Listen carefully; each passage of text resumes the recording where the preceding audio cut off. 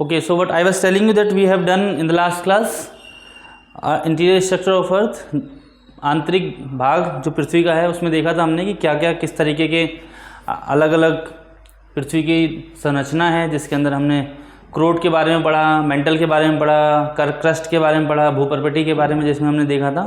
और आज हम क्या करने वाले हैं, आज जो हमारा टॉपिक है, नेक्स्ट आपका टॉपिक है जो यूपीएससी प्रीलिम में काफ़ी कई बार इसमें क्वेश्चंस आते भी हैं, वो है कि जियोलॉजी एंड रॉक स्ट्रक्चर, मतलब कि भूविज्ञान और रॉक संरचना।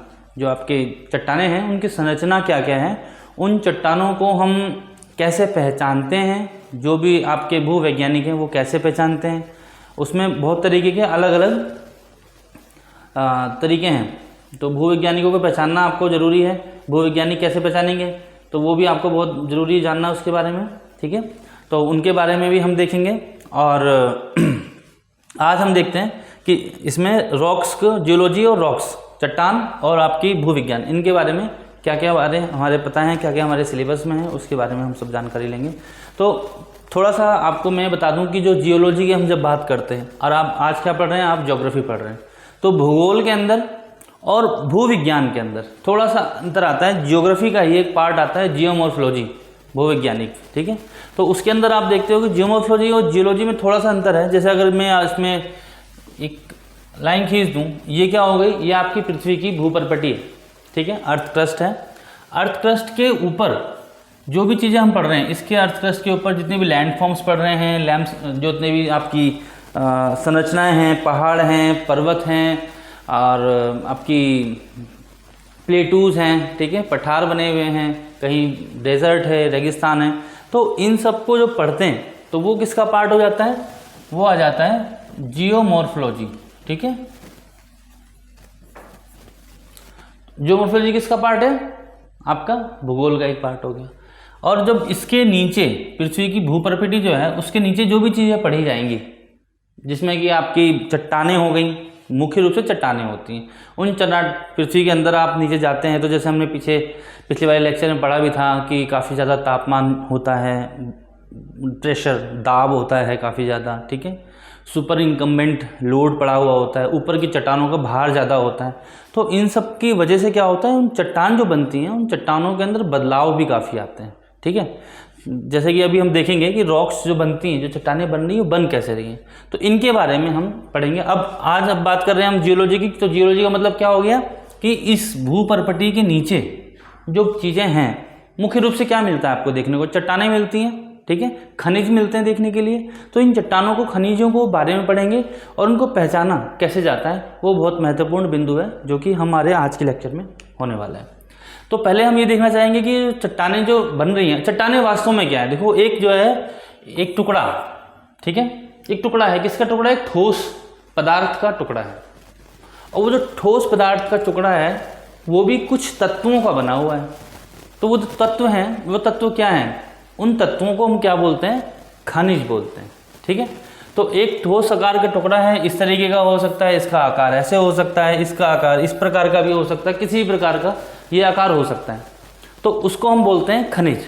तो आप अगर इसकी परिभाषा भी देखेंगे तो लिखा हुआ है all rocks except obsidian and coal. आप अगर ऑब्सीडियन को छोड़ दें और कोयले को छोड़ दें तो जितनी भी चट्टानें बनी हुई हैं वो कुछ ना कुछ, कोई ना कोई खनिज की बनी हुई है, ठीक है। अब इसके अंदर जो है, खनिजों के अंदर जो ज़्यादातर चट्टानें जो होंगी वो एक खनिज की नहीं होती। ऐसा नहीं है कि आपने यहाँ पर देखा अगर कोई एक चट्टान पड़ी हुई है तो उस चट्टान के अंदर अलग अलग प्रकार के खनिज बने हुए होंगे, ठीक है। उन खनिजों का एक मिश्रण बन के एक चट्टान बनी हुई होती है। तो उसका अंदर का जो भाग है उसमें कई चट्टानों का मिश्रण है। क्यों ऐसा है, क्योंकि जब वो बनी, जो चट्टान बनी, तो उसके चट्टान के निर्माण में कई प्रक्रियाएँ काम कर रही थी, ठीक है। उसमें तापमान भी काम कर रहा था, उसमें आपका जो चट्टानों का दाब है वो भी काम कर रहा था। पृथ्वी का घूर्णन होता है, घूर्णन की वजह से जो बहुत प्रकार की कन्वेक्शन करंट्स निकलती हैं, वो सब भी कहीं ना कहीं उसके अंदर उसके तत्वों की मिलावट में योगदान देती हैं, ठीक है। तो उन सब की वजह से जो चट्टानें बनती हैं उनमें मिश्रण जो है कई खनिजों का होता है। Multiple types of minerals are found within one rock. That is very much important that you must notice that. So when you are identifying a rock, you must identify the individual mineral that is making up that. तो कोई भी एक चट्टान बन रही है तो उन चट्टानों को जो हम पढ़ेंगे, उनके बारे में जानेंगे, तो हम ये जरूर देखेंगे कि उस चट्टान के अंदर मुख्य खनिजों का कौन कौन सा मिनरल का मिश्रण है। क्योंकि ऐसा हो सकता है कि इस चट्टान के अंदर 10 तरीके के खनिज हों। तो अब इन 10 तरीके के खनिजों में से 2 या 3 खनिज ऐसे होंगे जो उसकी 60 से 70%, कई बार ये होता है 80% तक की, तो पूरी जो है मिश्रण के अंदर 80% योगदान किसका हुआ? 2 या 3 खनिजों का हुआ।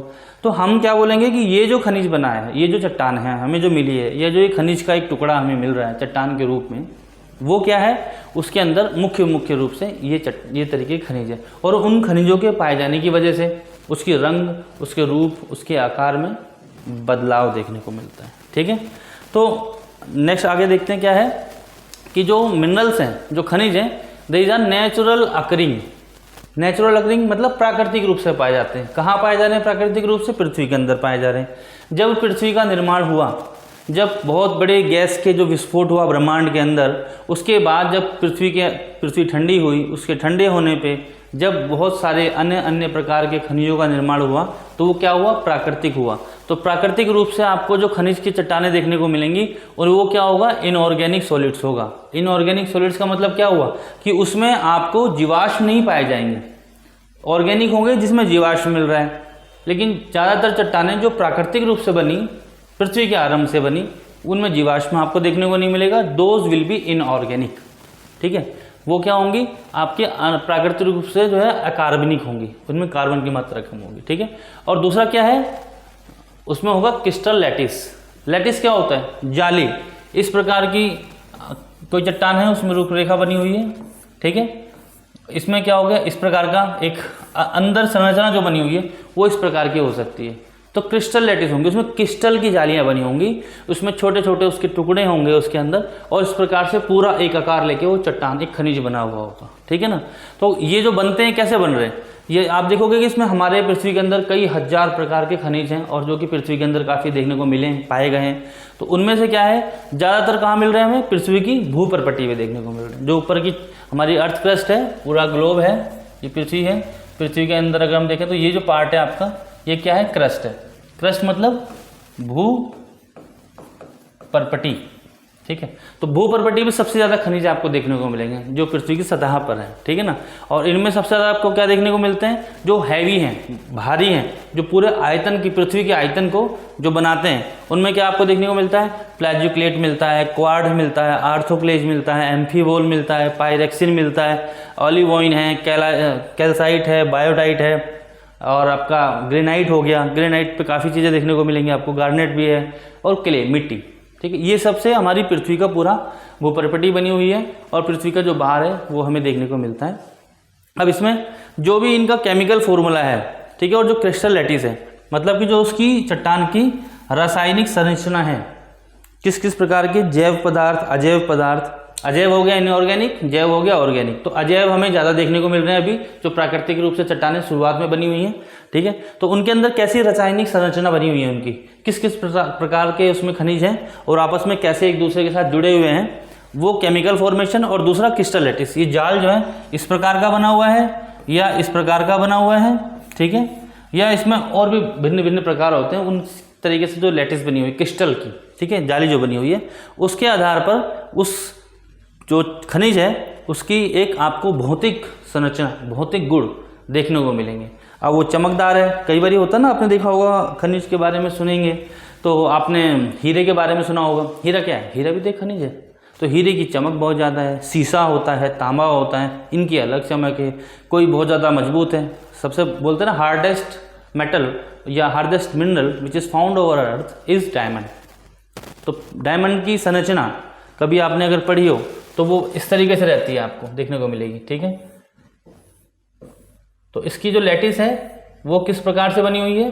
ठीक है, तो वो ऐसे बनी हुई है, हेक्सागोनल शेप होती है। ठीक है, षटकोणीय आकार होता है, इसको हम बोलते हैं हेक्सागोनल।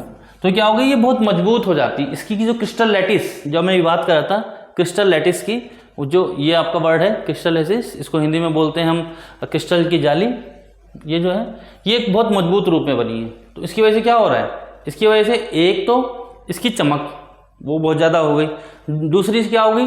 दूसरी इसकी कठोरता, कठोर बहुत हो जाता है। ठीक है, तो डायमंड को इसीलिए बोला जाता है कि डायमंड जो है वो हमारा सबसे ज़्यादा कठोर मिनरल है। तो हमने अभी आगे देखा कि मिनरल्स खनिज क्या है। खनिज के अंदर हमने देख लिया कि उसकी रासायनिक संरचना वो कैसे बनी है, वो महत्वपूर्ण है, ठीक है। और उसके बाद जो है उसकी संरचना के साथ साथ जो है उसमें उसकी कठोरता, उसकी क्रिस्टल लैटिस, जो उसकी आपकी जाली है क्रिस्टल की, वो कैसे प्रकार से है, तो उसके आधार पर बनता है। तो इसमें दो चीज़ें थी हमने देखी थी, केमिकल फॉर्मूला और क्रिस्टल लैटिस, ये दोनों महत्वपूर्ण है किसी खनिज के लिए, ठीक है। तो इसमें क्या है, जो फिजिकल प्रॉपर्टी है मिनरल्स की वो ही किससे जुड़ी हुई है, भौतिक गुण, भौतिक आकार, भौतिक रूप, वो किससे जुड़ा हो गया, वो उसकी रासायनिक संरचना से जुड़ा हुआ है और उसकी क्रिस्टल जाली से जुड़ा हुआ है। तो यदि कभी भी क्वेश्चन इस प्रकार का आ जाता है कि कोई भी रॉक स्ट्रक्चर है, कोई भी रॉक है, तो उसको आप कैसे देखेंगे, तो रॉक को देखने के लिए, रॉक को जानने के लिए आपको क्या समझना है, उसकी रासायनिक संरचना को आपको समझना है। आपको पता होना चाहिए कि इसकी रासायनिक संरचना कैसी होगी, जिसमें किस प्रकार के आपके खनिज पाए जाते हैं, और दूसरा उसकी जाली, उसका आकार जो बनी है, वो खनिज बना है, वो जुड़ा आपस में कैसे है, ठीक है। ये दोनों चीज़ें बहुत ज़रूरी हैं, इनके बारे में आपको पता होना चाहिए, ठीक है। तो उसी के आधार पर हमारी भौतिक संरचना बनेगी। तो कुछ विशेषताएं हैं कुछ मिनरल्स की, जैसे कि उसकी कठोरता की बात की हमने, ठीक है। उससे कठोरता से हम उसकी आइडेंटिफिकेशन कर सकते हैं, उसकी पहचान की जा सकती है। हम उसके कलर को देख सकते हैं कि किस रंग का ये खनिज है, पीले रंग का है, काले रंग का है, चमकदार है, चमकदार नहीं है, बहुत ज़्यादा ऐसा स्पार्कली है कि रिफ्लेक्शन फेंक रहा है, जैसे कि डायमंड है, ठीक है। या कई बार ऐसा होता है कि कोई इस शीशे की तरह का थोड़ा रंग है उसका, उसकी तरीके से बना हुआ है, तो वो क्या हो रहा है कि आ तो रही रोशनी अपने आप से नहीं फेंक रहा, रिफ्लेक्ट कर रहा है सिर्फ, ठीक है। इस तरीके का हो सकता है। तो ये सब चीज़ें क्या हैं, ये आपकी फिजिकल प्रॉपर्टी को बताती हैं, ठीक है ना। ये सब चीज़ें हम देख सकते हैं कि कैसी हैं, लेकिन इसके आधार पर कई बार खनिजों के बारे में पता करना मुश्किल हो जाता है। लेकिन दूसरी चीज़ क्या है कि अगर आपको उसकी रासायनिक संरचना पता है और उसकी क्रिस्टल जाली के बारे में आपने आधारभूत संरचना के बारे में पता कर लिया, तो वो सबसे विश्वसनीय होता है किसी भी खनिज को पहचानना, ठीक है। तो ये जरूरी है। तो अब हम देखते हैं यहाँ पर कि कोई भी खनिज है, उस खनिज को पहचाना कैसे जाता है, आइडेंटिफाई कैसे करेंगे आप उसको, ठीक है। तो जो खनिजों को पहचानते हैं उन्हें क्या कहते हैं, है ना। जो खनिजों को पढ़ते हैं, खनिजों के बारे में जानते हैं, तो उन्हें क्या बोलते हैं, मिनरलोजिस्ट, ठीक है ना। उन्हें खनिज वैज्ञानिक बोलते हैं। खनिज वैज्ञानिक क्या करते हैं, वो खनिजों का ही अध्ययन करते हैं, उनका काम यही है खनिजों को अध्ययन करना, खनिजों को निकाला, कहाँ से निकलेगा, किस प्रकार का है, फिर उसका हिस्ट्री क्या थी, इतिहास क्या है, कहाँ से निकल रहा है, कैसे उसकी संरचना हुई, कौन कौन से उसके अवयव थे, जिन अवयवों की वजह से वो खनिज का निर्माण हुआ, ठीक है। तो ओर्स हम बोलते हैं ना, मिनरल ओर्स, जैसे आयरन आया तो आयरन ओर बोलते हैं, जो ज़मीन से निकला आयरन, तो उसको आयरन ओर बोला, लो आयस ये बोलते हैं, ठीक है। सिर्फ लोहा ऐसा नहीं निकलता जैसा हम लोहा देखते हैं, लोह आयस, आयस होगा उसका, तो और होता है, अवयव होता है। तो आगे हम देखते हैं कि इसके अंदर मिनरलोजिस्ट जो हैं वो क्या करते हैं, कैटेगराइज करते हैं, उसके अलग अलग प्रकार से क्या करेंगे, कैटेगरी डिवाइड कर देंगे, कॉलम बना दिए, ठीक है। अवयव ये है, एक हमारा खनिज इस प्रकार का हो गया, और इस खनिज के अंदर जैसे डाल दिया ठोसता के आधार पर हमने खनिजों का अलग अलग वर्गीकरण कर दिया, ये सबसे ज़्यादा ठोस है, ये सबसे ज़्यादा लचीला हो गया, ये कमज़ोर हो गया, ठीक है। उसकी कई बार होता है लचीलापन भी देखना होता है, तो वो भी कई बार देखने को मिलता है। या फिर हमने देख लिया ठोस के आधार पर नहीं, हमने उसकी चमक के आधार पर उनका वर्गीकरण कर दिया कि चमक कम है, चमक ज़्यादा है। या हमने उसके अंदर ठोसता भी देख ली, उसकी चमक भी देख ली, अब हमने उसका क्या देख लिया, उसका रंग देख लिया, किस प्रकार का रंग है, रंग के आधार पर हमने उसकी कोशिश की चेंज करने की, बदलने की उसको, तो उसका वर्गीकरण कर दिया। तो ये क्या है, ये सब उसके भौतिक गुण हैं, भौतिक रूप हैं, उसके आधार पर हम चट्टानों की संरचना को बदलते हैं या देखते हैं। जैसे कि आप ये देखिए, एक चित्र 1 है, इसके अंदर क्या दिख रहा है, ये जो खनिज का पूरा निर्माण है, इसमें आप देखिए छोटे छोटे इस प्रकार के टुकड़े भी हैं, ठीक है ना। तो ये क्या है, क्यूबिक क्रिस्टल है, क्यूब होता है ना, इस तरीके से कई सारे क्रिस्टल इसमें लगे हुए हैं, और इनके आधार पर पूरी एक जुड़ी हुई चट्टान बन गई, जो कि खनिजों की चट्टान है, ठीक है ना। तो ये क्या है, इसका नाम क्या है, इसको पाइराइट बोलते हैं, ठीक है ना। तो इसमें क्या है, बहुत सारे चमकदार सोने के रंग के है ना, इस प्रकार के बहुत सारे अवयव मिल रहे हैं इसके अंदर। तो इसको तोड़ेंगे और तोड़ के इसके क्या करते हैं, खनिज की जो आपका खनन करते हैं, खनिजों को निकाल के उसमें से निकाल लेते हैं, अपना खनिज जो उनको ज़रूरत है उसको निकाल लिया, दूसरा खनिज अलग निकाल लिया, इस तरीके से हम निकाल लेते हैं, उनकी पहचान करते हैं। तो पहचान के लिए हमारे पास उसकी भौतिक गुणों के संरचना के बारे में भी जानकारी होनी जरूरी है, ठीक है। तो ये करते क्या है, इनके पास एक बहुत हाई पावर माइक्रोस्कोप होता है पहचानने के लिए। वो माइक्रोस्कोप लगाएंगे और बड़े ध्यान से, बारीकी से उसकी सूक्ष्मता से उसके बारे में पता करते हैं कि इतनी सूक्ष्म ये इनकी क्या कहते हैं माइक्रोस्कोप होगा, जिससे इनको आराम से पता लग जाता है कि उसके अंदर उसकी जो क्रिस्टल संरचना बनी हुई है, जाली जो है क्रिस्टल जाली बनी हुई है वो कैसी बनी हुई है और वास्तविकता रंग क्या है वो सब देख लेते हैं। ठीक है, तो ये जो है पहला चित्र जो है इसमें आपने इसको देख लिया। ठीक है, फिर दूसरा मैंने आपको बताया था कि मिनरल का कलर क्या है, किस तरीके का किस रंग का वो खनिज है हमें देखने को मिल रहा है। ठीक है, वो दिख जाता है। उसका आकार क्या है, वो आकार अभी जो पीछे हमने देखा था डायमंड का, आपको मैंने बताया आकार इस प्रकार का है, आकार इस प्रकार का है। ठीक है, या दूसरा प्रकार का आकार है, वो सारे आकार की हम संरचना देख लेते हैं। ठीक है, या उसमें ऐसा है कि इंडिविजुअल क्रिस्टल शाइनी है या डल है, जो उसके छोटे छोटे टुकड़े हमने देखने को मिले जैसे ये है, तो उसमें एक एक टुकड़ा कुछ कुछ हैं जो चमक रहे हैं और कुछ ऐसे हैं जो नहीं चमक रहे, डल हैं, या कुछ ऐसे सारे हैं, सारे जितने भी इसके अंदर छोटे छोटे मिनरल्स के आकार हैं वो सभी छोटे हैं, जितने भी हैं वो सब चमक रहे हैं या नहीं चमक रहे। ठीक है ना, तो इसके आधार पे इसको हम क्या करते हैं, खनिजों के अंदर जो धारियाँ पड़ी हुई हैं, अलग अलग लेयर्स होती हैं धारियाँ, उनके आधार पर कई बार उसका वर्गीकरण करते हैं। तो इन सब के आधार पर हम किसके बारे में पता करते हैं, हम चट्टानों के बारे में पता करते हैं। तो कई बार जो प्रश्न आते हैं वो इसी आधार पर आ जाते हैं कि वो पूछ लेते हैं उसका रंग, उसकी जो लकीरें हैं वो, या उसकी चमक, उस इन तीन आधारों पे मुख्य रूप से हम भौतिक रूप से बाहर से किसी चट्टान के बारे में पता लगा पाते हैं। ठीक है, तो ये देखते हैं, तो रंग और उसकी लकीरें और उसकी चमक, ये तीन चीज़ें हैं, इसके बारे में हम देखेंगे। जैसे कि हीरा है, हीरा सदा के लिए है ना, उस हीरा बड़ा महत्वपूर्ण हमारा एक खनिज है और हीरा काफ़ी महंगा भी है, हम सभी जानते हैं इस बात को। तो हीरा क्या करता है, वो रिफ्लेक्शन करता है, परावर्तन करता है किसका, प्रकाश का, और इसकी वजह से क्या होता है वो बड़ा चमकदार दिखाई देता है। ठीक है, तो जहाँ भी चमकीला ऐसा एक कोई हमें खनिज देखने को मिल रहा है तो वह स्वतः ही हमें ज्ञात हो जाता है कि कहीं ना कहीं ये हीरा है। ठीक है, दूसरा एक और खनिज होता है टर्कोइज बोलते हैं, फिरोजा, फिरोजा कई लोग हैं उसको पहनते भी हैं। ठीक है, तो फिरोजा क्या है, वो काफ़ी ज़्यादा महत्वपूर्ण है, उसका काफ़ी लोगों ने उसका अलग अलग प्रकार का महत्व बताया हुआ है। तो उसके अंदर क्या है, क्योंकि उसका थोड़ा सा हरे रंग का और थोड़े से नीले हरे रंग का उसका रंग होता है और इसके बहुत सारे फ़ायदे होते हैं, लोग अगर उसको यूज़ करते हैं, पहनते हैं अपने ऊपर, तो उससे हमें पता लगा लिया क्या कि ये टर्कोइज है, जिसे हम कई बार नीलम का भी नाम दे देते हैं। ठीक है, तो यहाँ पर ध्यान रखने वाली बात क्या है कि हमें हर एक खनिज की बारे में बताने के लिए उसके दिखाव कैसा दिखता है उसके बारे में हम बहुत सारे अलग अलग प्रकार के शब्द यूज़ करते हैं। तो उन शब्दों का भी आपको ज्ञान होना चाहिए किस प्रकार से कौन सा यूज़ हो रहा है। अब आपके पास यहाँ पर दो चित्र हैं। ठीक है, ये जो आपको मेटल दिख रहे हैं दो तरीके के यहाँ पे दिखाई दे रहे हैं। तो इसमें कलर सबसे पहले देखेंगे, इनका रंग देख के हमें पहचानना होता है। ठीक है, तो हमने देखा कि कलर कैसा है वो सबसे ज़्यादा इंपॉर्टेंट है, लेकिन हमेशा कलर के ऊपर ज़्यादा आपको विश्वास नहीं कर सकते और दूसरी संरचनाएं देखनी। तो यहाँ पर दो तरीके के खनिज हैं और दोनों के रंग अगर आप देखो तो कैसे लग रहे हैं, सुनहरे रंग के लग रहे हैं और लगेगा कि आपको हाँ ये तो गोल्ड ही है, ये तो सोना ही है, सोने का ऐस बना हुआ है, लेकिन वास्तविकता में दोनों अलग अलग है। कैसे कि रंग के आकार पे हम इसका भरोसा नहीं कर सकते, एक ही रंग के हो सकते हैं, असली सोना भी हो सकता है और पायराइट भी हो सकता है। तो ये आपका एक असली सोना है, ठीक है, ये गोल्ड हो गया और ये पायराइट है, लेकिन लग कैसे रहे हैं एक जैसे। तो इसीलिए हम सिर्फ एक आधार पे नहीं कह सकते, एक ही आधार पे हम चट्टानों को नहीं पहचान पाते कि रंग अच्छा है, रंग एक जैसा है, चलो गोल्डन कलर का है तो सारा क्या कहते हैं ये सिर्फ और सिर्फ सोना ही हो गया। हम ऐसा भी नहीं कह सकते कि चलो काला है तो वो कोयला हो गया और ग्रेनाइट है तो वो भी काला है तो वो भी कोयला की तरह ही हो गया, या वो दोनों ग्रेनाइट हो गए, ऐसा भी नहीं कह सकते।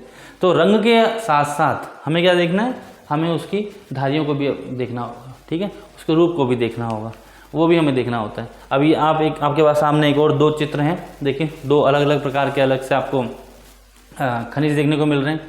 पहला भी दिख रहा है आपको जो कि बैगनी कलर का थोड़ा सा क्वार्ट्ज है, ठीक है, नीलम के रूप में, और दूसरा जो है वो भी एक क्वार्ट्ज है, ठीक है, लेकिन उसका जो है भिन्नता अलग है उसके अंदर, ठीक है।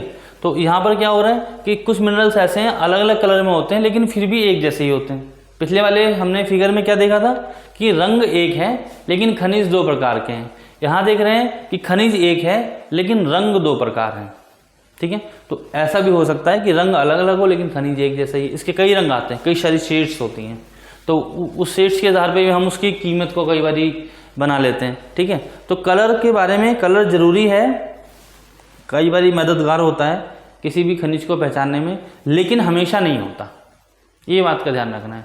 जब आप रंग से उसको पहचान रहे हैं तो उसके बाद आपके पास एक दूसरा मेथड, एक दूसरा तरीका जरूर पता होना चाहिए जिसके आधार पर फिर उसका आगे का वर्गीकरण किया जा सके, या उसको ऑथेंटिफाई करने के लिए उसकी सत्यता जांचने के लिए आप उसके पास फिर दूसरा मेथड यूज़ कर सकें, वो बहुत महत्वपूर्ण रहता है। ठीक है, तो हमने देख लिया कि क्वार्ट्ज का एक पहला नमूना जो है, एक नमूना है जो रंगहीन है और दूसरा नमूना है बैगनी। ठीक है ना, बैगनी देख लिया और रंगहीन देख लिया, दोनों प्रकार के देख लिए, लेकिन दोनों क्वार्ट्ज हैं। तो tiny amount of iron makes quartz purple. इसमें क्या हो रहा है, आपके यहाँ पर थोड़ा सा आयरन की मात्रा थोड़ी सी इसमें ज़्यादा है, इसकी वजह से जिसने उसका रंग क्या कर दिया, थोड़ा सा बैगनी कलर दे दिया है, उसमें थोड़ा सा कम है। ठीक है ना, तो इसीलिए एक चीज़ और ध्यान रखने की है कि कई खनिज रासायनिक रूप से अशुद्धियों से भरे हुए होते हैं, तो उनमें अशुद्धियाँ होती हैं जो क्योंकि पृथ्वी के अंदर है, तो पृथ्वी के अंदर तक निकालेंगे नहीं, उसको साफ करेंगे, उसकी पॉलिश करेंगे, तब जाके कई बार रंग निखर के आता है। ठीक है, जैसे कि हीरा है, तो हीरा भी अगर आप उसका वास्तविक रूप देखें जैसा पृथ्वी में से निकल रहा है और जैसा आप जैसे बहुत सारे रत्नों में हम उसको जड़ते हैं तब देखते हैं, जब जड़ रहे हैं तब तक में वो बहुत तराशा जाता है, तराशने के बाद उसमें वो चमक आ जाती है, लेकिन वास्तविक रूप में कई बार नहीं मिलती। तो कई बार अशुद्धियाँ भी हटानी पड़ती हैं ताकि रंग जो है, असली रंग निकल कर उसका सामने हमारे आ सके। ठीक है, दूसरी चीज़ है उसकी आभा। तो रंग के आधार पर भी हम देखते हैं कि कई बार वर्गीकरण होता है, जो आपके खनिज वैज्ञानिक हैं वो रंग के आधार पर भी उसकी आभा को उसके रंग के आधार पर उस खनिज को निकालते हैं। और दूसरा उसका फिर आता है आभा। कई बार कहते हैं ना उसकी आभा देखो बड़ी सकारात्मक है, बड़ी नकारात्मक है। आभा क्या है कि उसके पास खड़े होकर आप महसूस कैसा कर रहे हैं, उसके अंदर की चमक कैसी है, उसके अंदर से एक तरीके का आभा कैसी पैदा कर रहा है वो। ठीक है, बड़ी डल है, बड़ी शाइनी है, बड़ी स्पार्कली है, इस प्रकार से हम आभाएं देखते हैं किसकी, चट्टानों की। तो चमक किसी भी खनिज की सतह से प्रकाश के परिवर्तन का वर्णन करती है कि वो खनिज बना हुआ है, ये खनिज है यहाँ पर रखा हुआ है, ऊपर से लाइट आएगी, लाइट आने के बाद वापस यहाँ से इसका परिवर्तन करेगा, तो कितनी मात्रा में वो परिवर्तित करता है। 100% परावर्तन कर रहा है, 90% कर रहा है, 50% कर रहा है, 10% कर रहा है, कितना कर रहा है, उसकी वजह से उसकी आभा जो है वो निश्चित होती है। ठीक है, तो यहाँ पर क्या है, बहुत सारे जो खनिज आपके वैज्ञानिक हैं वो क्या करते हैं, उनके पास अलग अलग प्रकार के शब्द हैं इनकी चमक को वर्गीकृत करने के लिए। ठीक है ना, तो उसके आधार पर धात्विक है या अधात्विक ये भी पता चल जाता है कि अगर उसकी आभा जो है बहुत चमकीली है या फिर वो चमकीली नहीं है, डल है। ठीक है, तो इस आधार पर भी हम कई बार वर्गीकरण कर लेते हैं कि ये वाली धातु मेटल है, ठीक है, और ये वाली धातु जो है मेटल नहीं है। ठीक है, तो वो भी पता चल जाता है हमें, मेटेलिक और नॉन मेटेलिक। ठीक है, तो minerals that are opaque. Opaque का मतलब क्या हो गया, जो पारदर्शी नहीं है। ठीक है, जो अपारदर्शी हैं, जिनके आर पार आप नहीं देख पा रहे हैं या प्रकाश आर पार नहीं जा रहा है, उन्हें क्या बोल देते हैं, ओपैक। ठीक है, तो और कुछ ऐसे हैं जो शाइनी हैं, ठीक है, चमकदार हैं, लेकिन तो उन्हें हम क्या बोल देते हैं, जैसे पाइराइट हो गया। ठीक है, तो इनका क्या हो गया, मेटालिक आभा होगी, मेटालिक लस्टर होगा। जबकि मिनरल जैसे कि क्वार्ट्ज है, तो क्वार्ट्ज से क्या होगी, नॉन मेटालिक लस्टर होगा, इसकी अधात्विक आभा बनेगी, आभा देखने को मिलेगी। आगे देखते हैं, उससे आप समझ पाएंगे।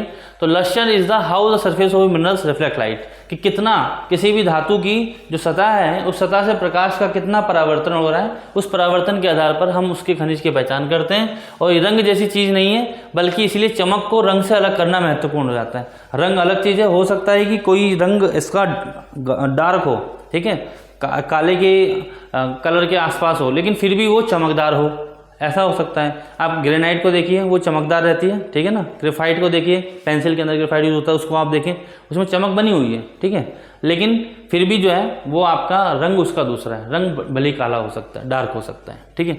तो रंग जैसी चीज़ नहीं है, क्या रंग जैसी चीज़ नहीं है, आपकी चमक, वो थोड़ा उससे अलग है, ठीक है। रंग से हमने पहचान लिया था, लेकिन अब जैसे देखते हैं, minerals described as shiny yellow is being described in terms of lustre.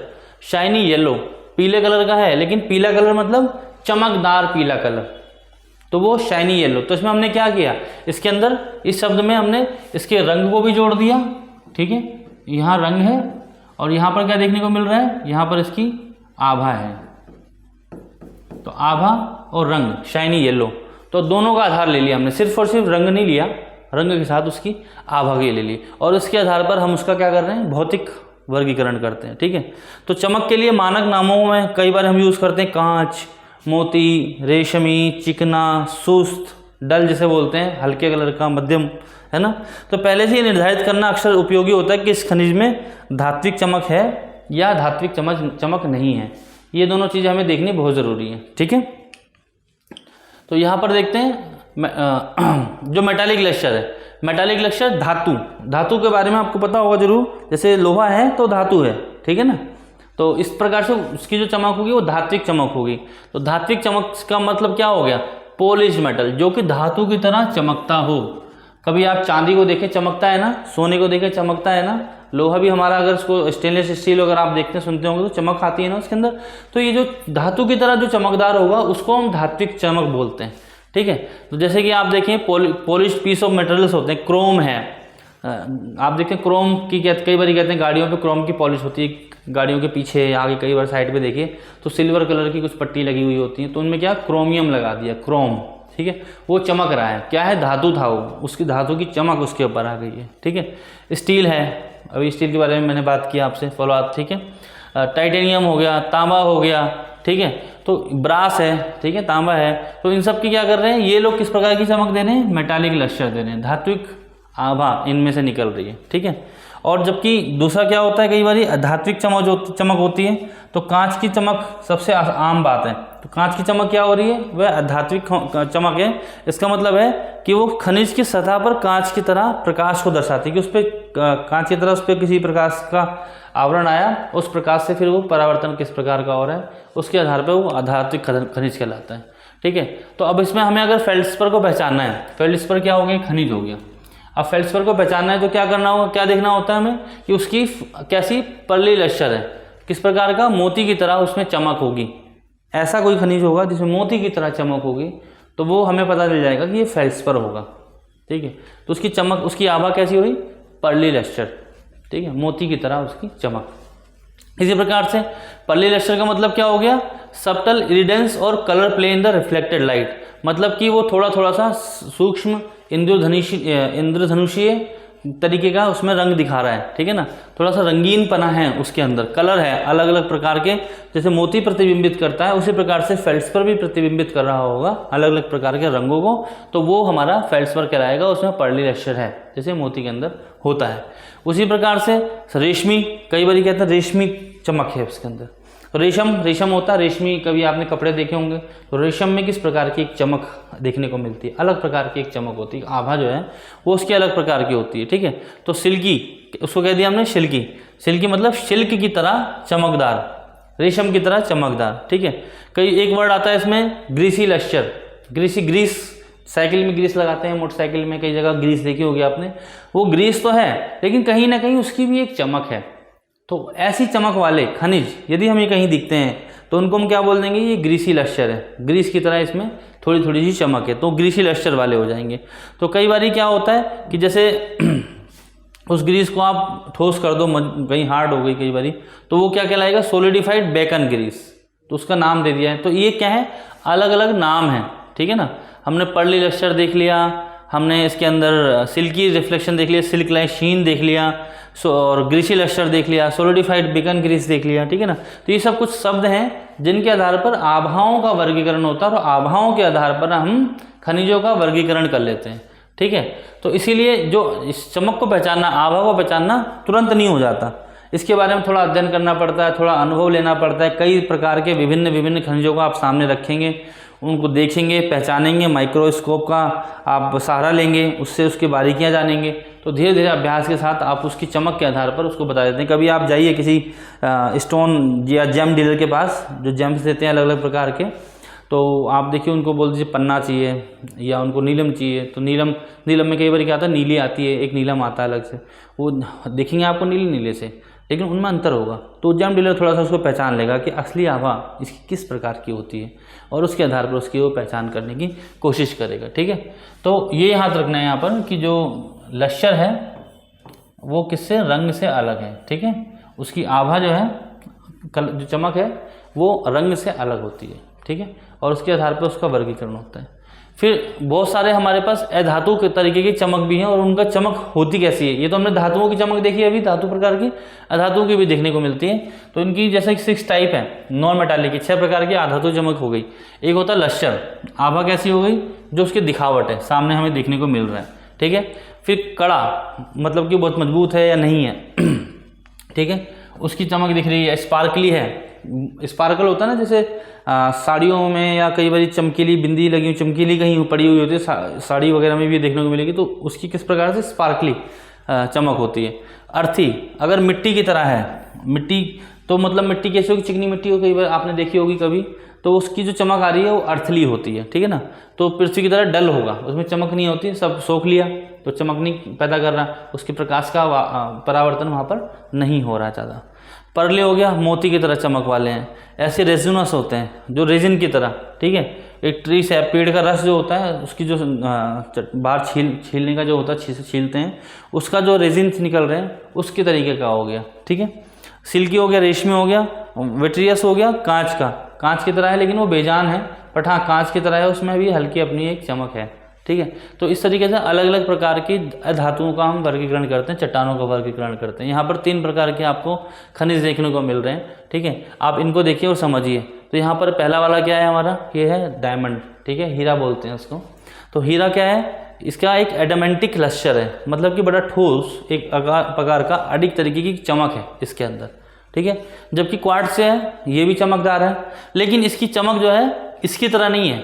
ये भी देखो चमक रहा है, लेकिन इसकी तरह नहीं चमक रहा। तो इसकी जो चमक है वो स्पार्कली है। कैसी है, इसकी है स्पार्कली, उसकी स्पार्कली नहीं है, उसकी स्पार्कली देखने को नहीं मिलेगी। उसकी कैसी देखने को मिली, थोड़ी थोड़ी कांच की तरह, ग्लासी, ठीक है, उसकी ग्लासी लश्कर है, इसकी स्पार्कली लश्कर हो गई, ठीक है ना।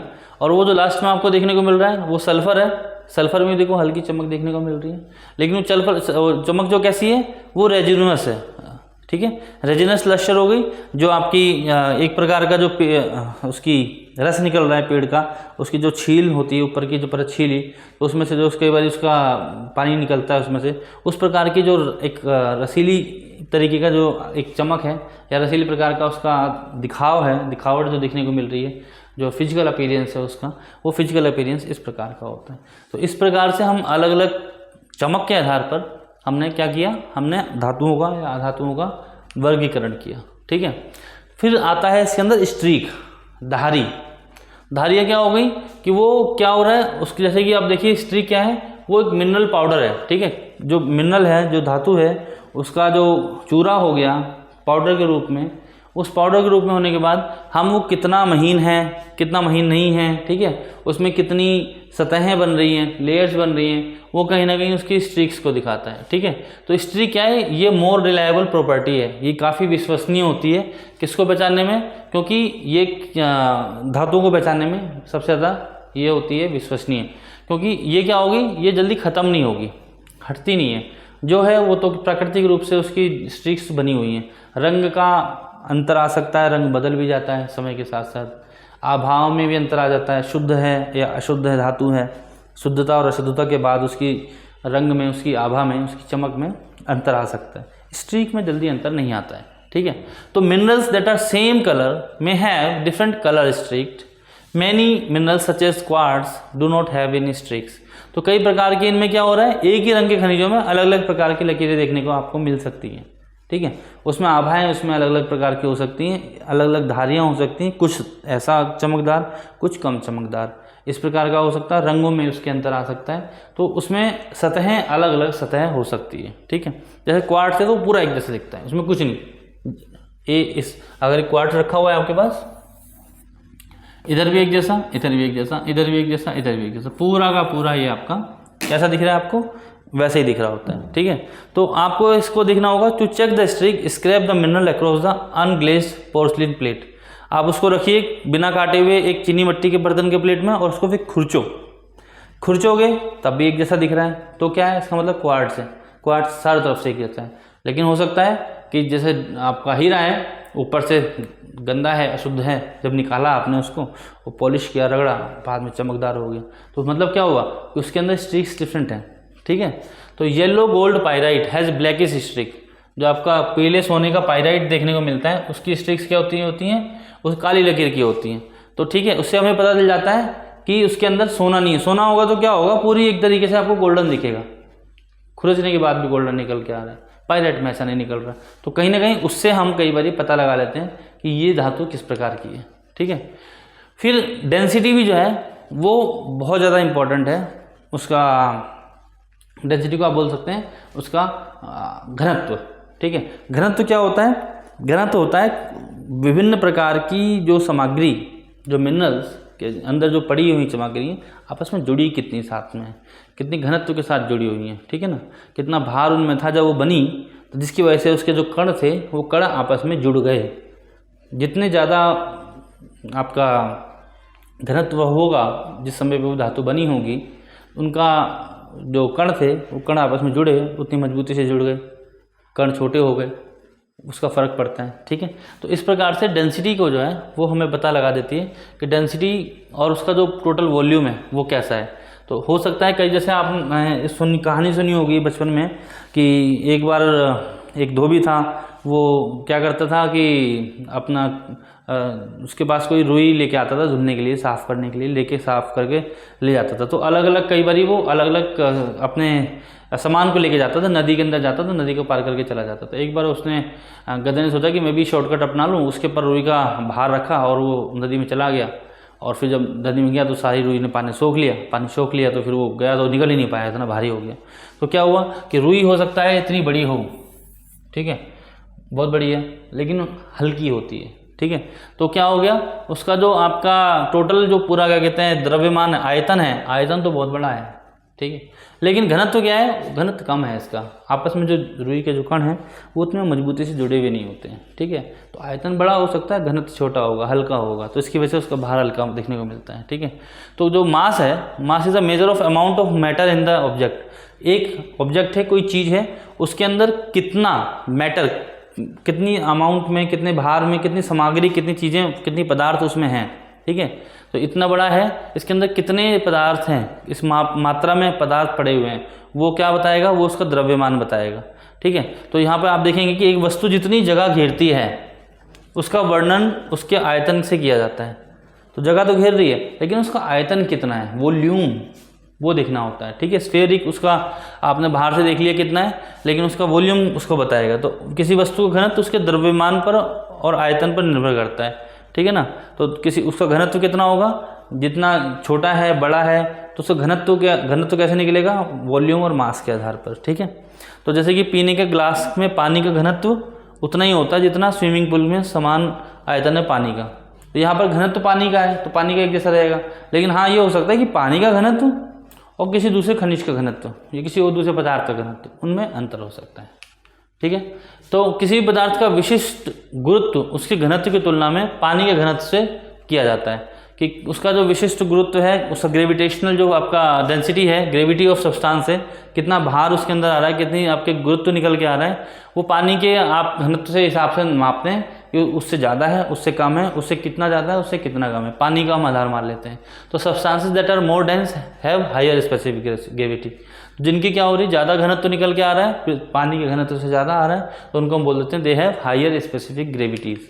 ठीक है, तो हमने इसको आपके गुरुत्व को देख लिया, घनत्व को देख लिया, विशिष्ट गुरुत्व जो है वो देख लिया, और उसके बाद हम देखते हैं कठोरता। अब हमने कई चीज़ें देख ली, किसके बारे में, खनिजों के बारे में, अब उसकी कठोरता के बारे में जांचेंगे। तो कठोरता जो है, जिससे हमें पता चलता है कि जब कोई खनिज पृथ्वी की सतह पे है और सतह पर रहने के बाद जब उस पर विभिन्न प्रकार की ऐसी डिनोटेशन प्रोसेस चल रही हैं, जैसे कि वायु है, जल है या बर्फ़ है, इस प्रकार की अलग अलग प्रकार की डिनोटेशन प्रोसेस चलती हैं, है ना, इरोजनल प्रोसेसेस चलती हैं, जो कि उसके आवरण को हटाने की कोशिश कर रही है। तो कितना वह उस विरोधी और आप बोल सकते हैं अवरोधी बना हुआ है, रेजिस्ट कितना कर पा रहा है अपने आप को। ठीक है, तो हार्डनेस उसी के आधार पर तो होगी। जैसे कई बार कहते हैं ना कि हमें खड़ा हुआ हूँ यहाँ पर, तो मैं कितनी कठोरता से यहाँ खड़ा हूँ, कितनी मजबूती से यहाँ पर खड़ा हूँ, वो कैसे पहचान में आएगा जब कोई मुझे यहाँ से धक्का दे रहा है या कोई मुझे हटाने की कोशिश कर रहा है, मैं नहीं हट रहा। तो more resistant I am, it means more hard I am. और अगर मैं कमज़ोर हुआ तो ऐसे आराम से इसने मुझे पुश किया, मैं इधर जाके हट जाऊँगा, है ना। तो ये क्या हो गया, ये रेजिस्टेंस कहलाता है किसी हार्डनेस को। तो हार्डनेस को मापने के लिए हम मिनरल्स के अंदर उसकी हार्डनेस देखनी होती है, तो उसके हम रेजिस्ट देखते हैं कि कितना रेजिस्ट कर पा रहा है। जब उसकी सरफेस को हम हटाने की, खुरचने की कोशिश कर रहे हैं, उसके अंदर पंचर नोचने की कोशिश कर रहे हैं, खोदने की कोशिश कर रहे हैं, ठीक है। तो वर्किंग हैंड सैंपल में आप देखिए तो बहुत सारे ऐसे टूल्स आते हैं हमारे पास, जब हम खनिजों को लेते हैं, कोई उसको जांच पड़ताल करते हैं, तो उनके पास अलग अलग प्रकार के बहुत सारे ऐसे टूल्स होते हैं जिनसे हम उसकी कठोरता के बारे में पहचान कर लेते हैं, कितना कठोर है कितना कठोर नहीं है, ठीक है। तो इसका हम क्या बोलते हैं, एक मोह हार्डनेस स्केल होता है, ठीक है। ये मोह हार्डनेस स्केल के आधार पर हम उनके खनिजों का वर्गीकरण कर देते हैं, पहला, दूसरा, तीसरा, चौथा, पांचवा, 10वां, इस प्रकार से, ठीक है। तो मोह हार्डनेस स्केल, कई बार ये पूछ लेते हैं कि कठोरता को देखने के लिए, खनिजों की कठोरता के लिए हम कौन सा स्केल यूज़ करते हैं, किस स्केल पे उनकी कठोरता को नापा जाता है, तो आप लिख सकते हैं कि मोह हार्डनेस स्केल के आधार पर नापा जाता है, ठीक है। तो डायमंड क्या है, वो हार्डेस्ट है, सबसे ज़्यादा कठोर है, तो वो कहाँ पर आएगा, 1 से लेकर 10 तक की आपने उसमें वर्गीकरण कर दिया, 1 2 3 4, तो जो 1 पे है वो कैसा होगा, कमज़ोर होगा, और जो 10 पे होगा वो कैसा होगा, सबसे ज़्यादा कठोर होगा। तो हीरा, क्योंकि हम जानते हैं डायमंड सबसे ज़्यादा कठोर होता है, एक कहावत भी आती है ना, डायमंड कट्स डायमंड, क्यों, क्योंकि डायमंड को कोई और धातु काट ही नहीं पा रही है। क्यों नहीं काट पा रही है, क्योंकि उनकी कठोरता जो है उससे कम है, वो काट ही नहीं पाते उसको, तो डायमंड कट्स डायमंड, हीरा ही काटता है इसको, ठीक है। तो इसीलिए हीरा सबसे क्या कहते हैं, कठोर होता है, ठीक है। और ये इसका क्या है, सबसे ज़्यादा रिलेटिव और नॉन लीनियर स्केल है, इससे आसानी से हम पता लगा पाते हैं। जैसे कि ए हार्डनेस ऑफ 2.5 किसी मिनरल्स की, किसी खनिज की कठोरता 2.5 किसके आधार पर है, मोह हार्डनेस के आधार पर है, मोह कठोरता का जो पैमाना है उसके आधार पर 2.5 है। तो उसका मतलब क्या हुआ, that mineral is harder than gypsum, क्यों, क्योंकि जिप्सम की कठोरता से ज़्यादा है, ठीक है। जिप्सम की कठोरता कितनी है, 2, और अगर किसी धातु की कठोरता 2 नहीं 2.5 है तो इसका मतलब वो जिप्सम से कठोर है। लेकिन तीसरा अगर हम देखें खंड की कैल्साइट, जैसे कि कैल्साइट बना हुआ है, कैल्साइट क्या होता है, इसकी कठोरता कितनी आ रही है स्केल पे, 3 आ रही है, तो मतलब वो कैल्साइट से कमज़ोर है और किससे, जिप्सम से मजबूत है, 2.5, ठीक है। तो इस प्रकार से हम मोह हार्डनेस स्केल देखते हैं, ठीक है। अगर आपको किसी भी खनिज की, किसी भी 2 खनिजों की आपको उनकी कठोरता देखनी है तो क्या करेंगे, आप दोनों की जो सतह है उसको खुरच के देखिए, और खुरचने के लिए आप किसी अन्य धातु का उपयोग कर सकते हैं जो आपको लगती है कि ज़्यादा कठोर है, कौन सा कितना खुरच पाता है, कितनी गहराई तक खुरच पाता है, तो उसके आधार पर हम उसको पता लगा लेते हैं, ठीक है। ये आपकी एक टेबल है, इस टेबल के अंदर इसके बारे में पूरा दिया हुआ है कि कौन कौन सी धातुएं कितनी कितनी कठोरता वाले वर्गीकरण के अंदर आती हैं, ठीक है। तो यहाँ पर आप देखेंगे तो मोह स्केल जो है ये किसी भी अननोन मिनरल की हार्डनेस को पता लगा पाता है, कि कोई भी जो आपका ऐसा धातु है जिसके बारे में आपने जानकारी नहीं थी अभी तक, वो मिली पृथ्वी के अंदर से, तो पृथ्वी के अंदर से मिलने के बाद आप उसको इस स्केल पर डाल दीजिए, पता चल जाएगा कि वो यहाँ पर आएगी, यहाँ आएगी, या इसके सामने आएगी, या इसके सामने आएगी, ठीक है ना। तो आपके पास सपोज कीजिए कोई ऐसा है, कोई धातु मिली, ठीक है ना, तो आप जैसे फ्लोराइट है, ठीक है, तो आप पाते हैं कि फ्लोराइट यहाँ तक कि फेल्डस्पर को खरोच लेता है, यहाँ पर आपका कहाँ पर है, फेल्डस्पर ये है, ठीक है, और फ्लोराइट कहाँ है, ये है। तो आपने देखा कि ऐसी धातु मिली, उससे खरोचने की कोशिश की, तो उसने फ्लोराइड को भी खरोच दिया, फेल्डस्पर को भी खरोच दिया, तो अब आप उसको कहाँ रखेंगे, इस मोह स्केल के ऊपर कहाँ रखेंगे, उसके अंदर तो उसकी जो ठोसता है, उसकी कठोरता है, वो कहाँ आ जाएगी, वो इन दोनों के पार जाएगी, यहाँ आ सकती है, यहाँ भी आ सकती है, यहाँ भी आ सकती है, लेकिन अभी तक हमने 2 को देखा, ये दोनों खुरच गए उससे, तो इसका मतलब कि वो 4-5 से ऊपर ही है, वो 6 पे ही आनी चाहिए, ठीक है। तो 5 और 6 के बीच में कहीं भी वो आ सकती है। तो इस प्रकार से हम उसकी कठोरता से उसका वर्गीकरण कर देते हैं, ठीक है। तो एक चीज़ ध्यान रखनी है यहाँ पर, अब डायमंड है वो उस पर 10 पे है, 10 का मतलब क्या हो गया, कठोरतम, सबसे ज़्यादा कठोर ये है। अब इसमें से चाहे आप टाक को ले लो, ठीक है ना, चाहे जिप्सम को ले लो, कैल्साइट को ले लो, फ्लोराइड ले लो, फेल्डस्पर, कोई भी इनमें से कोई भी ऐसी धातु नहीं है, कोई भी ऐसा खनिज नहीं है जो इस डायमंड को काट सके, डायमंड को नहीं काट पाएगा। तो इसका मतलब क्या हुआ कि डायमंड को कोई नहीं काट पा रहा, मतलब डायमंड जो है, जो हीरा है, सबसे कठोरतम है, और कठोरतम होने की वजह से इसको कोई और खनिज काट नहीं सकता, लेकिन डायमंड ही इन सबको काट सकता है। तो आप कहीं भी देखें, कई जगहों पे आप देखेंगे कि जो विभिन्न विभिन्न धातुओं से पॉलिश करके उनको आकार बनाते हैं, तो उनके जो इंस्ट्रूमेंट पड़े होते हैं उसमें धातु में छोटा सा एक हीरा लगा हुआ होता है।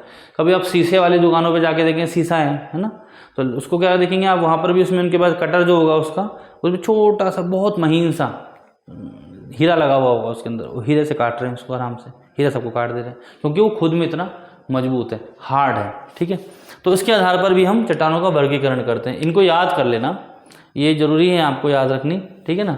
और यहाँ पे इसके सामने इसको क्या दिया हुआ है कि कॉमन ऑब्जेक्ट ऐसे हैं, ऐसे जो रोज़मर्रा की हमारी चीज़ें हैं, जिनके आधार पर आप मजबूती उसकी देख सकते हैं कि किसकी मजबूती किसके आधार पर है। नाखून होता है ना हमारा, नाखून जिसे काटते हैं, तो अगर नाखून का क्या है कि लगभग 2.5, इसकी कठोरता कितनी है 2.5 नाखून से कई बार कई चीज़ें हम नोच लेते हैं, कई चीज़ें तोड़ सकते हैं, कई बार कुछ काट देते हैं, है ना, लेकिन एक लिमिट तक होता है, उसके ऊपर हम उसको नहीं काट पाते, है ना। जबकि आप जब नील कटर लेते हो, किसका बना हुआ होता है, वो लोहे का बना हुआ होता है, नील कटर इसको आराम से काट देता है। तो अगर कठोरता देखनी हो, नाखून की कठोरता काफ़ी कम थी, किसके आधार पर, लोहे के आधार पर। वहीं आपको किसी पॉलीथीन को काटना हुआ, किसी कागज़ को काटना हुआ, तो नाखून से काट सकते हो, उखाड़ सकते हो। हमारी स्किन को हम निकाल लेते हैं क्योंकि कठोर नहीं होती, कितनी, नाखून से कम है। तो कठोरता के आधार पर हम इसी प्रकार से विभिन्न प्रकार का वर्गीकरण कर लेते हैं किसी अलग अलग प्रकार की खनिजों का। ठीक है, उसके बाद आता है दरार और फ्रैक्चर, क्लीवेज और स्ट्रक्चर। दरार का मतलब क्या हो गया कि कोई एक खनिज है, इसमें दरार पड़ी हुई होगी, ठीक है, तो वहाँ से जहाँ दरार है उसको हम फ्रैक्चर ही बोल देते हैं। कई बार होता है ना, हड्डी पे फ्रैक्चर हो गया, उसका मतलब क्या हुआ, वहाँ पे दरार आ गई है, वो पूरी तरीके से जुड़ा हुआ नहीं है। तो जब जुड़ा हुआ नहीं होगा तो क्या होगा, breaking a mineral breaks its chemical bond. जैसे ये टूट गए, इस खनिज में बीच में क्या हो गया, दरार आ गई, फ्रैक्चर आ गया, तो वहाँ पर क्या होने वाला है, तो वहाँ से वो कमज़ोर हो गए। अब यहाँ वाले एटम इस वाले एटम से रिएक्शन करना उनके लिए मुश्किल होगा, इनके साथ रासायनिक संबंध बनाना मुश्किल हो जाएगा इनके लिए। ये बीच में एक दरार आ गई है, ठीक है, तो उसकी वजह से क्या होगा, इसकी जो संरचना है वो कमज़ोर पड़ जाती है, चट्टानों की इसकी संरचना कमज़ोर पड़ जाती है। और जब आपकी चट्टानों की संरचना है वो आपस में कमज़ोर पड़ गई तो क्या होगा, उसके जो बॉन्ड से इसके बीच में वो कमज़ोर हो गए, इसके बीच में कमज़ोर हो गए, और ये कमज़ोर हो जाएंगे तो क्या होगा, जब उनके आपस में परमाणु जो एटम हैं उनके बीच के संबंध कमज़ोर हुए तो पूरी खनिज की चट्टान वो कमज़ोर पड़ जाएगी। वो कमज़ोर पड़ जाएगी तो क्या होगा, वो टूट जाएगी, ठीक है, क्योंकि उनके बीच में आपस में कनेक्शन छूट गया, वो टूट गया। इसी वजह से कई बार क्या होता है, minerals break apart in characteristic way. कई विशेष तरीक़ों से ये खनिज जो हैं टूट जाते हैं। एक खनिज दूसरे खनिज की चट्टान पूरी है, अगर उनके बीच में दरार आई, फ्रैक्चर हो गया, वो टूट जाता है। अब ये भी आपको समझने की बात है कि ऐसी दरारें क्यों आ जाती हैं। तो कई बार तो भार की वजह से आ जाती हैं, कई अभी हमने पीछे अभी आगे देखेंगे, नेक्स्ट आपका जो टॉपिक आएगा फोल्ड एंड फॉल्ट्स। तो फोल्डिंग और फॉल्टिंग होती है पृथ्वी की भूपरपट्टी के ऊपर, उसकी वजह से भी कई बार ऐसे चट्टानों में दरारें आ जाती हैं, क्योंकि कोई खींच रहा है किसी चीज़ को तो टूट सकता है, कोई बहुत तेज़ी से दबाए तो भी टूट सकता है, ठीक है ना। अब मैं अगर इसको इस तरीके से है और इसको मैं ऐसे करूँ, दबाऊँ, तो इसमें देखो ना अलग अलग लेयर पड़ रही हैं, ज़्यादा दबा दूंगा तो इनमें टूट भी जाएगी, क्योंकि ये तो कपड़ा है, तो कपड़ा इतना मजबूत नहीं है। इसकी जगह अगर मैं चौक ले लूँ, चौक को पकड़ के खींचूँ तो टूट जाएगी, ज़्यादा तेज़ दबाऊँ तो पिस जाएगी, है ना, तो उसमें दरारें पड़ जाएंगी। तो इसी प्रकार से पृथ्वी के अंदर जो खनिज पाए जाते हैं, पृथ्वी की भूपरपट्टी पे खनिज पाए जाते हैं, उनमें भी ऐसे ही अंतर आ जाता है, ठीक है। तो क्योंकि बहुत सारे बॉन्ड जो हैं उनके टूट गए, ब्रेकर हो गए, तो इसीलिए वो टूट गए, ठीक है। और नेक्स्ट आता है दरार। दरार आपको देखने को मिल रही होगी, इसके अंदर आप देखिए, इसका एक माइक्रोस्कोपिक व्यू लिया गया है, किसका है, सोडियम है, ठीक है। तो सोडियम क्लोराइड के अंदर देखो आप वाटर के बबल्स बन रहे हैं, ठीक है ना, पानी के बुलबुले बन रहे हैं, और उसकी वजह से क्या दिख रहा है हमें यहाँ देखने को, यहाँ पर छोटे छोटे गैप देखने को मिल रहे हैं, ठीक है। तो क्लीवेज क्या है, cleavage is the tendency of mineral to break along certain planes to make smooth surfaces. किसी एक जो उसकी सतह है, उस सतह को चिकना समान बनाने के लिए कई जगह उसके कई प्रकार से उसके अंदर टूटन आ जाती है, ठीक है। जैसे सोडियम और क्लोरीन है, तो सोडियम और क्लोरीन की परतों के बीच हैलाइड टूटकर चिकनी सतहों पर वाले घन बना देता है, इस तरीके के, जहाँ से टूटा वहाँ से इसने क्या कर दी, क्यूबाइड इस तरीके के बना दी, इस तरीके क्यूबाइड बन गए, यहाँ पर इस तरीके के हमें आकार देखने को मिल रहे हैं, ठीक है, ये देखो इस प्रकार के घन, क्यूब बोलते हैं ना, जिसे क्यूब घन बना देता है, ठीक है ना। तो हैलाइट क्या है? Halite breaks between layers of sodium and chlorine. Sodium और क्लोरीन के बीच में लेयर जो थी, इनकी सतह थी, उनको तोड़ के उनके अलग अलग उसने क्यूब के रूप में बना दिया, घन बना दिया। तो a mineral that naturally breaks into perfectly flat surface is exhibiting cleavage. तो जहाँ पर हमें दिख रहा है कि एकदम ऊपर से सपाट हो गया, कोई खनिज है उबड़ खाबड़ होता है, ठीक है, वो ऊपर से चिकना हो रहा है, सरफेस साफ हो रहा है उसका, तो इसका मतलब है वहाँ पर क्या देखने को मिल रहा है? वहाँ क्लीवेज देखने को मिल रहा है। क्लीवेज उसकी दरार देखने को मिल रही है, उसका ऊपर सरफेस देखने को मिल रहा है, ठीक है। कई बार ऐसा होता है कि सपोज कोई चट्टान है, ये चट्टान है मान लीजिए, ठीक है। अब यहाँ से पानी बह रहा है, रिवर वाटर जो है बह रहा है, पानी जा रहा है, चलते जा रहा है, चलते जा, टकराएगा, इसको हटा देगा, तोड़ देगा, ठीक है। तोड़ने के बाद क्या होगा? एक समय आएगा जब ये पूरी चट्टान ऐसे चमकदार हो जाएगी, बिल्कुल सपाट हो जाएगी। तो क्या हुआ यहाँ पर? क्या हुआ? ये जो प्रोसेस है, ये जो प्रक्रिया है, ये क्या कहलाई? ये कहलाई क्लीवेज। किसके लिए? उस चट्टान के लिए। उस चट्टान का जो ऊपरी आवरण था वो जब हट गया तो वो क्लीवेज हो गया, उसके ऊपर की जो सतह थी ऊपर दिखने लगी, ये क्लीवेज कहलाता है। तो इसके आधार पर भी हम कई बार पता लगा लेते हैं कि ये कौन सी चट्टानें नीचे देखने को मिल रही हैं, और उस चट्टान के अंदर भी किस किस प्रकार के विभिन्न प्रकार के खनिज पाए जा रहे हैं, दिख रहे हैं। ऊपर का आवरण हट गया, अंदर के आवरण में दूसरे प्रकार के खनिज देखने को मिल रहे हैं, ठीक है, उस चट्टान के अंदर ये दिखते हैं। तो ये चीज़ ध्यान रखनी कि सभी खनिजों में दरार नहीं होती, कुछ ही खनिजों में हो पाती है, क्योंकि सभी इतने मजबूत नहीं होते, या सभी इतने कठोर नहीं होते, या कुछ बहुत कठोर होते हैं। तो इस प्रकार से सभी में खनिजों में दरार नहीं देखने को मिलेगी।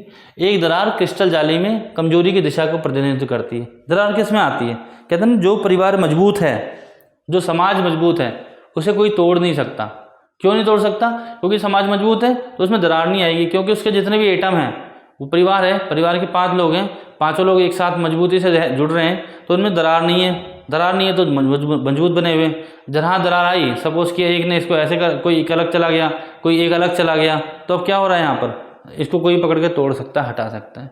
तो कहीं भी किसी चट्टान के अंदर, किसी खनिज में यदि दरारें देखने को मिलती हैं उसके अंदर आपको, तो उसका मतलब क्या दिखा रहा है? कि वो खनिज जो है आपका मजबूत नहीं है, वो कमजोरी की दिशा में प्रतिनिधित्व कर रहा है, वो कमजोर प्रकार का खनिज आपको मिलेगा। तो पीछे हमने देखा था कठोरता के आधार पर हमने उसका वर्गीकरण किया था। तो मोह का हमने पैमाना लिया था, मोह के पैमाने पर उसकी मजबूती को, कठोरता को देखा था, और यहाँ पर हमने उसकी कमजोरी का पैमाना देखते हैं कि अगर उसके अंदर दरारें देखने को मिल रही हैं तो वो कमजोर खनिज है, ठीक है, वो कठोर नहीं है। Cleavage surface can be distinguished by how consistently reflect light as if polished, smooth और इवन, ठीक है ना। तो अगर दरार की सतह हैं तो कि दरार की सतह किस प्रकार से हमें उसको अलग देख सकते हैं कि जब लाइट पड़ रही है तो लाइट को प्रतिबिंबित कैसे कर रहे हैं, जैसे ठीक है, पॉलिश करने के बाद कैसे चमक आती है, चिकनी है, उस प्रकार से हमें देखेंगे तो वो दिख जाएगा लाइट का प्रवर्तन कैसे हो रहा है। दरारें होंगी तो अलग अलग प्रवर्तन होगा, ठीक है। ये पूरा एक है और इसके ऊपर यहाँ से रिफ्लेक्शन, लाइट आई तो यहाँ से रिफ्लेक्ट करेगा इस प्रकार से। लेकिन अगर दरार पड़ी हुई है तो हो सकता है यहाँ से रिफ्लेक्ट करे, फिर दूसरी लाइट आ रही है वो यहाँ से रिफ्लेक्शन हो, फिर इसकी रिफ्लेक्शन इस प्रकार हो, इसकी रिफ्लेक्शन इस प्रकार हो, इस तरीके से अलग अलग हो सकती है। अगर स्मूथ कर रही है और इवन कर रही है, एक जैसी कर रही है या नहीं कर रही है, वो मैटर करता है, उससे बदलता है। तो द क्लीवेज प्रॉपर्टीज, जो खनिज के दरार के गुण हैं, है ना, उनके आधार पर हम पता लगाते हैं कि minerals are described in terms of their number of cleavages, कि कितने दरार में कितने खनिज के अंदर दरारें हैं, उस चट्टान में कितने दरारें हैं, और उनके एंगल्स कैसे हैं, ठीक है। वो दरार जो है, ये खनिज है, इसमें एक दरार ऐसे हो सकती है, एक दरार ऐसे पड़ सकती है, एक दरार इस प्रकार से पड़ सकती है। तो ये इसका एंगल किस प्रकार का बन रहा है, इसका एंगल किस प्रकार का बन रहा है, इसका एंगल किस प्रकार का बन रहा है, जिस तरीके के एंगल बन रहा है उसके आधार पे ही प्रकाश का वो परिवर्तन करेगी, उसके आधार पे हमें पता लग जाएगा ये चट्टान है किस प्रकार की, इसकी अंदर की क्रिस्टल जाली किस प्रकार की बनी हुई है। तो ये भी बहुत एक आधारभूत संरचना जो है इसकी चट्टान खनिजों की, वो पता लगाने देती है हमें कि हाँ ये खनिज है कौन सा, ठीक है। तो दरारों की संख्या या उसकी दिशा, the number of cleavages is the number और direction in which minerals cleaves, कि मिनरल्स के अंदर दरार किस दिशा में कितनी पड़ रही हैं, वो उसकी दरारों की वजह से हमें पता चल पाता है, ठीक है। तो a mineral may exhibit 100 cleavages, surface parallel to each other, एक दूसरे के समानांतर कई प्रकार की इस तरह की क्लीवेजेस देखने को मिल सकती हैं एक ही चट्टान के अंदर, ठीक है। और those represent a single cleavage because the surface और surfaces all are oriented in same direction. तो अगर एक ऐसा चट्टान है जहाँ पर हमें इस प्रकार से उसमें दरार देखने को मिल रही है, और एक ऐसा हो सकता है, ठीक है, और इस प्रकार से एक चट्टान है जिसमें दरारें हैं देखने को मिल रही हैं, लेकिन उनका एंगल एक प्रकार से जा रहा है, तो एक ही डायरेक्शन में ओरिएंटेड है, एक ही दिशा में उनका दरारें देखने को मिल रही हैं। और कई बार ऐसा होता है कि possible number of cleavages of a mineral में है 1 2 3 4 और 6 if more than 1 cleavage is present. तो वो क्या होगा, कई प्रकार से अलग अलग प्रकार के दरारें हैं, उन दरारों का जो एंगल है, जिस दिशा में मुड़ी हुई हैं या दरारें के झुकाव है, वो अलग अलग भी हो सकता है, 90 से ऊपर भी जा सकता है, 90 से कम भी हो सकता है, इस प्रकार से भी जा सकता है, ठीक है।